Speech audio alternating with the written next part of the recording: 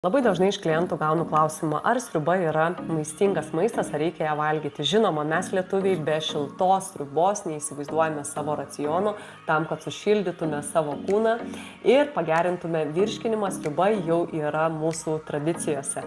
Todėl aš jums siūlau ne tiesiog daržovių sriubą, bet labai maistingą, su gera jautiena ir jos kukuliais paruoštą daržovių sriubą. Tikėjęs tiesiog vieno virto burokėlio, gali būti ir šviežias, tai tada ir morką, ir bulves, ir burokėlius supjaustytus kubeliais tiesiog dėti į puodą, truputį aliejaus, pilti vandens, irti daržovės, užvirus vandeniui, dėti smulkintos jautienos kukuliukus, kuriuos paruošti labai paprasta, tiesiog druska, pipirai ir įpilti šlakelį vandens, kad geriau formuotųsi rutuliukai.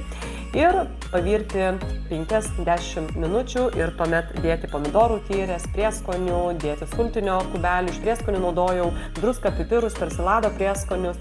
Ir kai sriuba bus jau išvirus, įdėti pupelių konservuotų apie 200 gramų ir jeigu naudojai virtus burokėlius, tai įdėti kubeliais pjaustytą burokėlį prieš pačią pabaigą. Patiko šita greita baltyminė sriubos idėja? Spausk like, dalinkis su draugais ir rašyk komentare daugiau baltymais turtingo maisto. Ir jeigu nori daugiau mano receptų rinkinių, įsigyk Sveikatai palankus svetainėje mano receptų knygas, kurios yra ir spausdintos, ir elektroninės, tai kad tavo šeima ir tu valgytum ir gyventum sveikai.